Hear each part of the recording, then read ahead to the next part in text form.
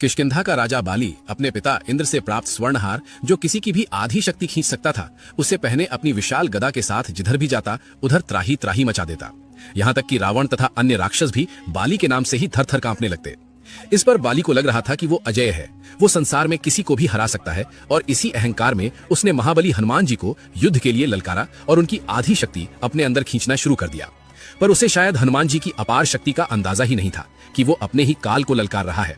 दरअसल बाली, जो इंद्रपुत्र होने के कारण अपार शक्तियों का स्वामी था, उसका सबसे ताकतवर अस्त्र था उसके गले का वो स्वर्णहार, जो उसे अपने पिता इंद्र से प्राप्त हुआ था। वहीं हनुमान जी ऋषि के श्राप के कारण अपनी शक्तियों को भूले हुए सुग्रीव के मंत्री के रूप में कार्यरत थे।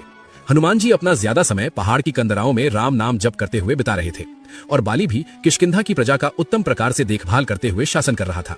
पर इसी बीच राक्षस राज रावण ने कुछ ऐसा किया कि बाली एक अच्छे शासक से अहंकारी वानर बनकर रह गया। असल में जब लंकापति रावण तीनों लोकों के देवी देवताओं को जीतने के बाद भी अशांत था, क्योंकि उसे पता था कि उसका वध वानर और मनुष्य के हाथों अभी भी संभव है, तब उसने सोचा कि अगर वानरों के राजा बाली, जो उसके समान ही शक्तिशाली है, उसे हरा दे तो वानरों से मृत्यु का भय समाप्त हो जाएगा। तब रावण अपने पुष्पक विमान से समुद्र तट पर संध्या वंदन कर रहे बाली के समक्ष पहुंचकर युद्ध के लिए ललकारने लगा। रावण ने सोचा कि वो आसानी से बाली को मार देगा, पर बाली ने अपना स्वरूप बड़ा किया और रावण को अपनी बाईं कांख में दबाकर संध्या वंदन करने लगा। संध्या वंदन के बाद भी बाली ने रावण को आजाद नहीं किया। लगभग 6 महीने तक बाली ने रावण को अपनी कांख में दबाए हुए ही अपना जीवन व्यतीत किया।